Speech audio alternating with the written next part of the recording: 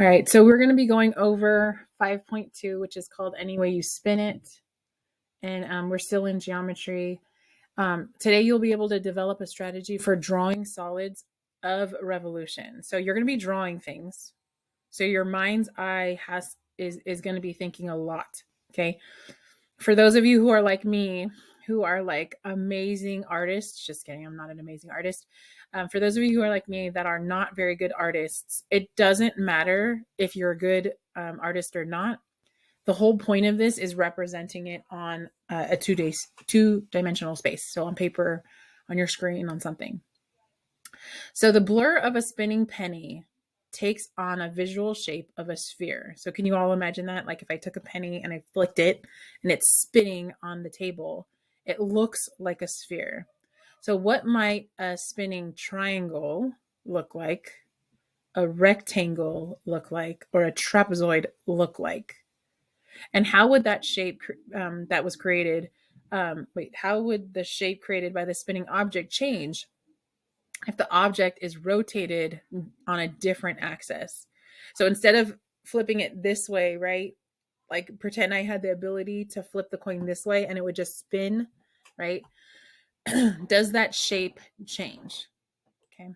So it says you might have played with a spinning top, used a pottery wheel, or watched a figure skater spin so rapidly they look like a solid blur. The clay bowl, the rotating top, and the spinning skater, each of these can be modeled as solids of revolution. Revolution just means like a turn, right? It's turning, it's spinning. So revolution is more like the mathematical term, spinning is more like your everyday jargon. A 3D object formed by a spinning 2D figure about an axis. Suppose the right triangle is rotating rapidly about the x-axis. Like the spinning skater, a solid image would be formed by the blur of the rotating triangle. Okay, so then we move on. So it says draw and describe the solid of revolution formed by rotating this triangle about the x-axis. So you're taking this thing and you're like spinning it around the x-axis. Is everybody okay with that? You're spinning it around. So right now I want you to do your best. Just do your best. It's not going to look pretty. Maybe it will. Maybe yours is going to be way better and I will take your image and pretend I made it. You're welcome. That's what I do.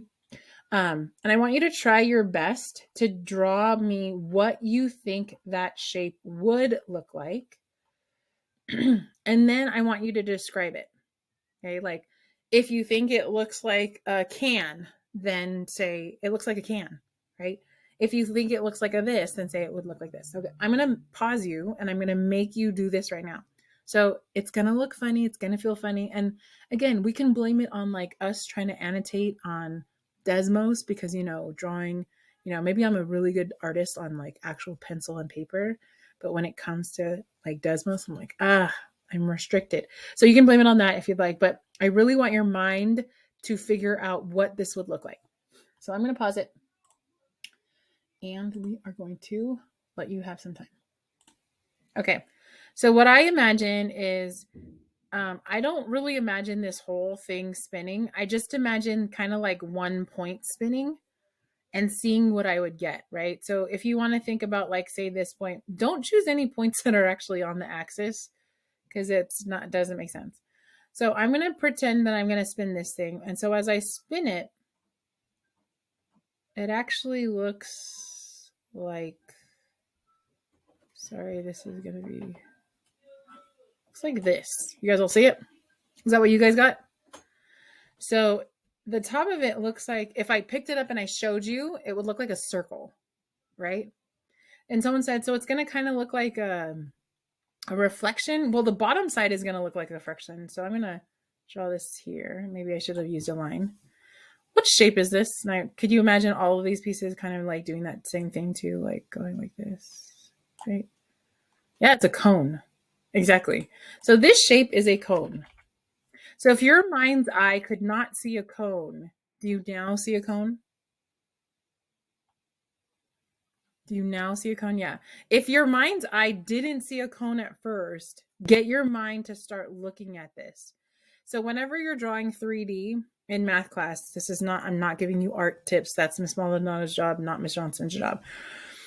Um, if you want to draw a circle and you're not looking directly at the circle, you don't draw a circle. You kind of draw like an oval, right, type shape, because you're only looking at part of it. So right now, if you look at the top of my cup, right, the top of my cup, or look at any circular object, I know that this is a circle. So if I look down at it, I'm like, dude, that's a circle.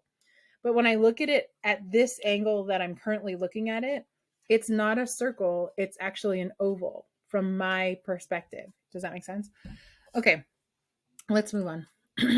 So find the volume of the first of this solid formed. Okay, so I need you to go back into your brain and remember what the volume of a cone looks like. If you don't know it, totally legit to look up a formula. I look up formulas all the time.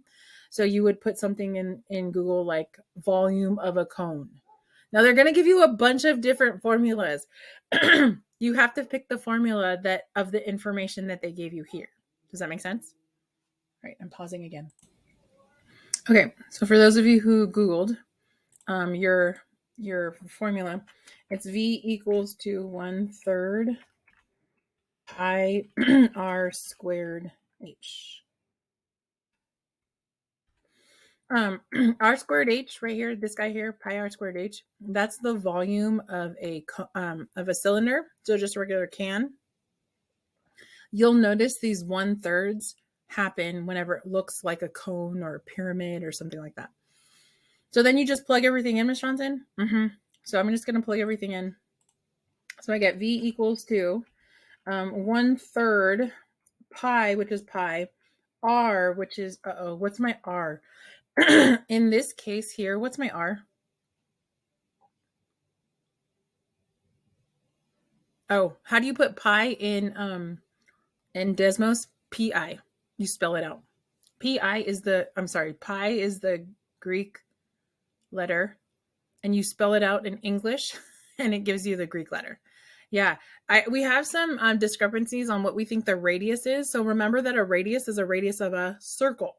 So you're looking for a circle, and you want the radius. The radius is from the center to the outer part of the circle. So for those of you who said 2, you're right. So I'm going to go 2 squared, parentheses 2, parentheses squared. Oops, not at. Times height.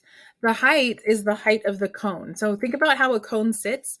Either those upside down orange, or not upside down, those orange things that for construction purposes, how tall that cone is, that's the height of the cone. If you're dealing with an ice cream cone, it's from the tip of it's called the vertex of the cone to the base of the circle.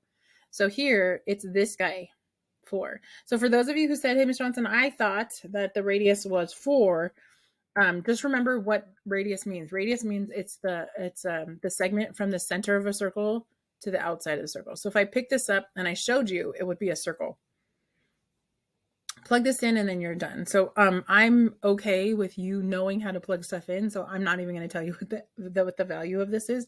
If you're uncomfortable with that, just plug it into here and then see what you get. I don't think it'll let me copy and paste from here. I'm pretty sure it won't. Let's see. Hey, what do you know? So it's 16.7 and it goes on forever.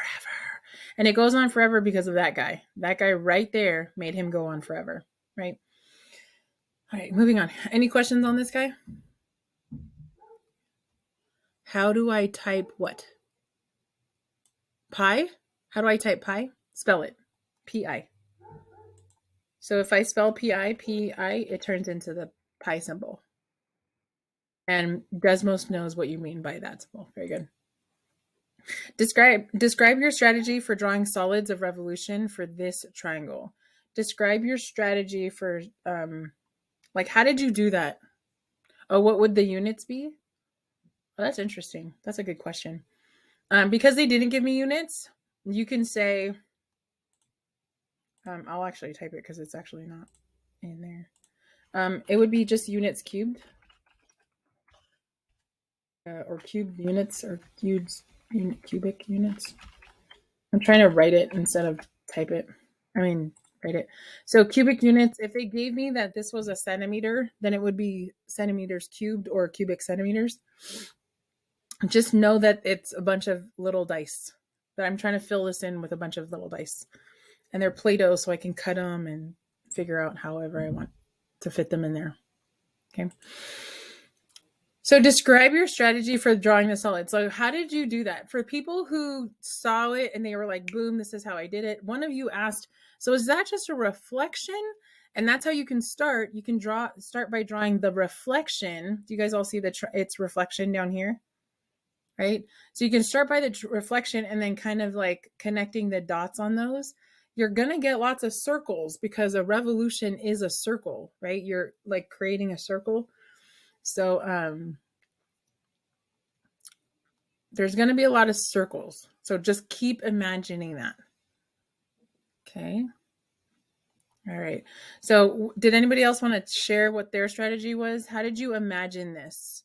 Did you kind of like, I don't know, still image it like, here's a triangle and then you rotated it a little bit. Here's a triangle and you just imagined that? Is that what happened? What did you guys do? Okay, while you are telling me that strategy, I'm just going to talk about the next one.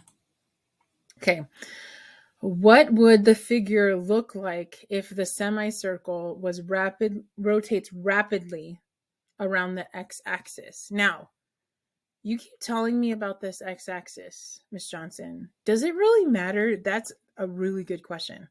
Okay. It totally does matter, right? So let's just focus on this one. So if I spin this really, really fast around the x-axis, what would this look like? Describe it by rotating the semicircle. So you want to describe it and then find the volume of this shape. Okay. Composite. Okay. So when you rotated this rapidly, you didn't have to rotate it rapidly, but do you see how this part would scoop down here and it would kind of look like this on the bottom and then it would scoop all the way across? And so for those of you who said it was a sphere, okay, don't laugh at me. Don't laugh at me. Yeah, that was bad. Oh, we lost it. So we had so much good promise. So it should be a sphere. And the way they 3D, they make a sphere look 3D, or anyway, in mathematical drawings, they do this thing where they draw the, like if you can think about the belt of the sphere, they kind of do that kind of thing. But sometimes they make this like dotted in the back. So they'll go like this or something. So it's like dotted. So because you can't see through the sphere, because you are not Superman and you can't see through things. So there it is. So it should have been a sphere. For those of you who are still having, like, my mind won't do that for me, just keep practicing. Okay. For those of you who are getting really good at it, I'm going to make you do the reverse. So in math, they always have you do things backwards, right? Adding and then subtracting. So when you're looking around and you're looking at a specific object, see if that object could be made by rotating something, right? So I keep showing you my cup, right? So if you took a cup and you unrotated it and you drew it on the axis, what shape would you use to make this? And then the question is, which axis would you use to rotate it, right? Would you use the x-axis this way? Would you use the y-axis this way? So I'm just going to have you get a little bit better at this, because the more you kind of think about this, again, the better you will get about this. We Googled volume of the sphere because Ms. Johnson was a little bit unsure because she gets some of those formulas backwards. So it's equal to 4/3 pi r to the third. Cubed always reminds me of volume for spheres. And then, so then you just plugged it in. What is our radius in this case? So your radius is from center to edge of a circle, or of your, in this case, your sphere. Yeah, someone said 2. So I'm just going to replace this with a 2. And that is your volume. And whatever the units would be, you would say cubic units. Cubic units means that you're trying to fill that thing up with tiny little cubes, right? And these cubes, you're lining them up perfectly. So there's no space, there's no overlap. They're perfectly lined up in there. And some of you are thinking, but how does it get to the edge? And so that's when I start carving my little Play-Doh pieces of dice, right? Okay, so number 6, it says, what would the figure look like if the triangle rotates rapidly and around the y-axis? So this one's a little different. So we're now drawing this and saying, what would this thing look like? So it's rotating not around the x-axis. We already did that. We're now doing it around the y-axis. So this one's going to be a little different. So pay attention. Do your best. It's not going to look perfect or pretty, or imagine spending 3 hours on it. I'm sure it would look fantastic. But right now we're just trying to get a representation from your brain onto paper. And then I want you to think about how you would find the volume of this. How you would find the volume of this. Now, this is a classic question. Ms. Johnson, what is that shape called? And how can I Google it? Now, I'm going to be honest with you. That shape doesn't have a generic volume formula. So this is like one of those things that you kind of have to build and then figure it out from there. So I'm going to give you a second to figure this out. Actually, I think I'm going to send you to groups really quick. Yeah. So work on this by yourself. I'm going to give you a couple minutes, and then I'm going to have you go to your groups. And then I'm going to have you brainstorm how you would figure out your volume.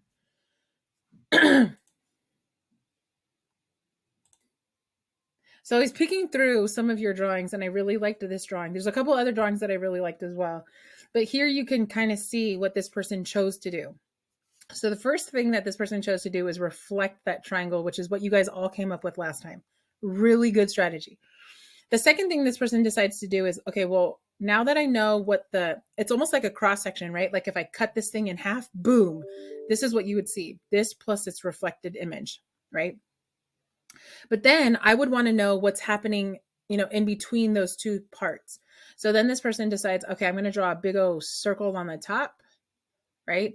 And so that kind of tells me what it looks like. So to me, if I was going to describe this, it looks like a can of tuna. Like a can of tuna. You guys all know what a can of tuna looks like, right? It's a really, has a big base, and it's short. It's a short can. Small height, right? Big base, short height. So it's a can of tuna, but then inside, when I peeked inside the can of tuna, when I kind of look inside from kind of this top angle, I actually see a cone carved out of it. This is a cone that's carved out of it, which is interesting because the last time we rotated this was just the cone. But now we're looking at it, we're like, oh, it's a cone cut out. So when you're finding the volume of this solid, you're going to go can minus cone. You're going to go can minus cone. So I'm going to show you what I mean. While I pull up my OneNote, I want you all, wait, where is it? Here it is. I want you all to try coming up with your thing. Sorry. Yeah, here it is. So I'm going to draw. I have a much better handle of my pen than my mouse in terms of drawing.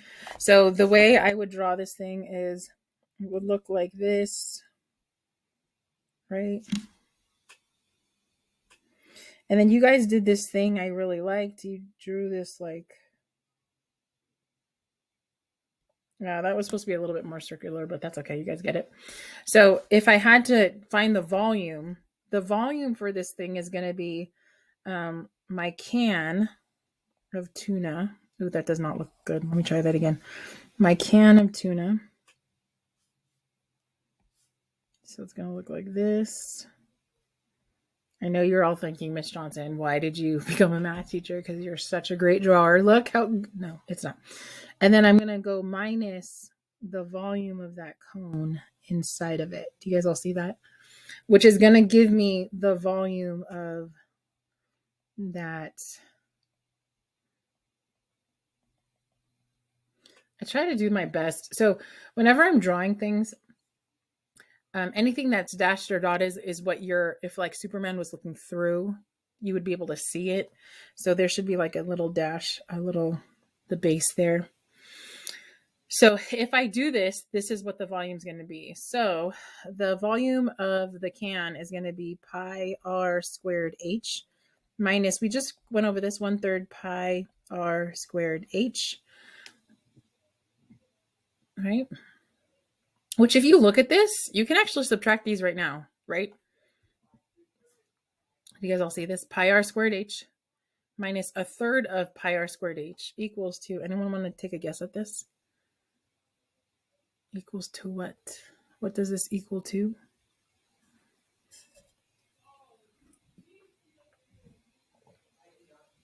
Maybe you don't see it. I see one of them minus 1/3 of them. One of them, pi r squared h. Hey, Miss Johnson, this looks exactly the same. Yes, pi r squared h minus pi r, 1/3 of pi r squared h.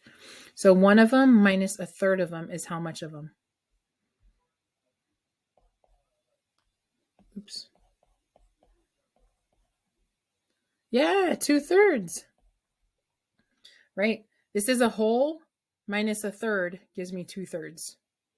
Right? Nice. Good work. I know some of you got it wrong. Who cares? You tried. I like it. Okay, so then, Miss Johnson, you want me to just plug in my radius and my height? Yes. Okay, so plug in your radius and your height. Pi r squared h. So my radius in this case, oh goodness, this is where we fought the last time. What's our radius in this case? What is our radius in this case? In this case, look for a circle and find your radius for this guy here. What's your radius in this case? Be wrong, who cares? Yes, it's 4. Good job. So 4 is my radius. Very good, because look, there's my circle. Here's my circle, or it's supposed to look like a circle. You guys are all being challenged by my drawings now. And then here's my radius, right? 4. Radius, again, from center to edge of circle. What's the height in this case? The height of the can. How tall is this can of tuna? Yeah, very good. It's 2. Ms. Johnson, I've noticed that you don't simplify these because I think you guys are okay with simplifying them. I like the answers that, are concise like this. I don't like decimal answers just because mathematicians like exact answers. Engineers and other fields they're okay with rounding because they're actually going to build it. You don't ever go to Home Depot and say, hey, can I get 2/3 pi 4 squared times 2 yards of fence? You don't do that, right? So mathematicians tend to like exact answers. Why does the 1/3 become negative? Good question. Why are we subtracting? Why are we subtracting? Anybody see why we're subtracting? I just assumed that was okay. So thanks for slowing me down. Why are we subtracting the cone from the can? While you answer that, I'm going to simplify this over here so that you guys are coming out with a clean answer. I get 2/3 of pi times 16 times 2. 16 times 2 is 32. 32 times 2 is 64. So my answer is 64 pi over 3. Here's my final answer. And I'll put units cubed. Yeah, very good. Someone says, because we took a can. So can you guys all imagine this? Like when I wanted to make this, I took a can, a solid can of, I don't know, in the shape of Play-Doh. No, Play-Doh in the shape of a can. And to make this shape, I carved out a cone and I took it out of my shape. Right. And when I say take it out, my brain goes back to second grade and I think about take away. And take away is subtraction, right? So pretty classic problems teachers have you do. This is back in maybe like your area finding days. So maybe like in 6th and 7th grade, your teacher would say, okay, here is a square. And inside this square is a triangle. Find the area of the shaded region, right? They say find the area of the shaded region. And they give you all kinds of measurements. So the area of this, they're going to say is square minus this big white triangle, leaves you with these 2 shapes here, right? So pretty classic. If you have a funky looking shape, they're called composite shapes. You could either break it up into pieces and add them all together, or in this case, what I did was find the bigger piece and subtract off the pieces I didn't want. Good question.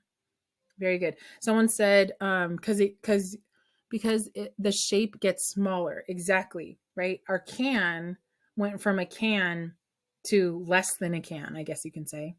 And you're breaking it up. Yeah, we broke it up. What did you break it up into, Miss Johnson?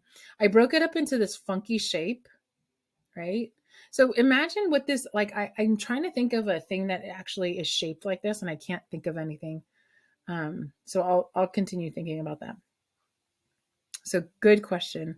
It says, what about 2D? What about the following 2D figure? Draw and describe the solid of revolution doing this one. Now, so we're rotating this about the x-axis. What would this look like? What would this look like? Now, you guys have a couple of strategies. It's not going to look perfect and pretty, so don't assume that it's going to look perfect and pretty. Just kind of get your best estimate of this.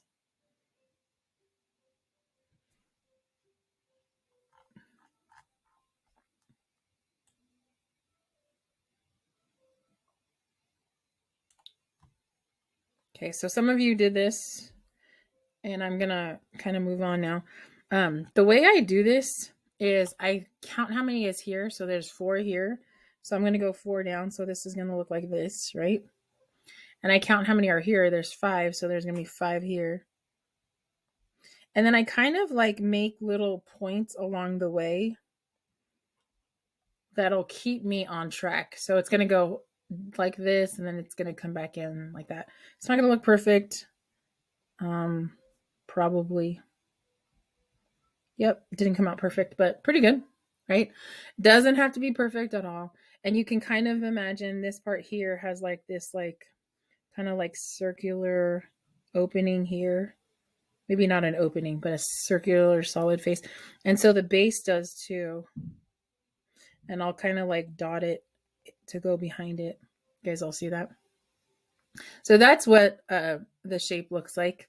You can kind of imagine this part coming out towards you, and then it's skinnier here. So it almost looks like a vase or I don't know. There's those things that I don't know what they're called, but they're like made of wood, and they make pretty carvings from like this really nice wood that you can sit on your desk kind of thing. Does this make sense? Not going to ask you to find the volume of this. You're like, why, Miss Johnson? Because we don't have volume shapes for this. But that's what we're going to figure out in a little bit. And then that's going to be the cool part. So would this look the same if I told you, so draw a cross section of the solid of revolution formed by the figure of problem 8. If the plane cutting the solid in the plane is cutting, containing the x-axis. So this is what you guys already said, right? You said, Ms. Johnson, do you just want me to draw the reflection of this? This is what you guys figured out early on. This question is here in case you didn't figure that out. So don't worry about that one. You guys figured that out pretty early on. And it says, draw some other cross sections of the solid of the revolution by the figure from problem 9. If the plane cutting the solid are perpendicular to the plane cutting the coordinate axis. So draw the cross sections when the intersecting planes are located at x is equal to 5, x is equal to 10, and wait, what? X is equal to 5. Miss Johnson, x is equal to 5 is right here, right? This is x is equal to 5 right here. This yellow line. You want me to cut a cross section here? Like, what would it look like? Yeah. So here, watch this. So remember this, the solid that we drew up here. Pretend this is cheese. For those of you who like cheese, you're like, yes. So pretend this is a weirdly shaped cheese, and I sliced it right here at x is equal to 5. And then you pick it up and you show me where the knife cut that cheese. What shape is that? So I'm going to say it again. So here's some weird shaped cheese. Everybody with my weird shaped cheese. I've never bought cheese in this shape. Let's just pretend that it exists. And I cut it right here. I cut it at x is equal to 5. Boom. There's my knife. Right? And then I pick it up and I show you where my knife cut it. Right? What shape would that be? It does look like a doorknob. Thank you. Someone says. Yeah, it's a circle. So for those of you who are like, wait, what? So because it's really just this point, this one point that was rotated about the axis. Rotate means circle, right? It's going to be a perfect circle. Now, someone said oval. That's right too, right? But you're like, Ms. Johnson, it's either a circle or an oval. But what if you're not looking at it straight on and I'm kind of showing you at a little angle, kind of like this, right? Instead of, this is a circle if you look straight on it. But what if I showed you like this, right? It's an oval, right? It's kind of at an angle. So for those of you who are describing things, you just have to be specific with your description. So what if you did it at x is equal to 10? How do those two circles compare? So how does the yellow cut compare to the green cut compared to the one right here at 15, right? They're just larger or smaller circles, correct? Do you guys all see that? Just larger or smaller circles. Okay, I'm going to pause, but I want you guys to think about these ones. These are the ones that I want you to think about. This is what I was telling you earlier. I want you to be able to go backwards, okay? So I have a picture here, and it says, for each of the following solids, this bell, the rocket ship, and so on, draw 2D shapes that would revolve around the x-axis to generate this. Okay, so some of you are like, what? Okay, don't worry, because look, we kind of shared some. Thank you, Matthew, for reminding me this looks like a doorknob, because I was like, this looks like something that I see all the time. And you guys are like, seriously, Ms. Johnson? Yes. Okay, so in order to make a doorknob, Matthew takes it like this and cuts a shape like this, and then he spins it, and he's able to generate a doorknob. So I want you to go backwards. This is very classic in math. If I give you an object like this, a bell, what shape would you draw on the x-axis that when you spun it, or when you made it rotate around the x-axis, it would create a shape of a bell? Or this thing, this is a vase, or a really pretty thing. Or this thing, a rocket ship. Now, some of you are like, what, Ms. Johnson? So some of the pieces of the rocket ship aren't going to be perfect, but we're just going to try our best. All right. Things I want you to look at before, I'm going to pause.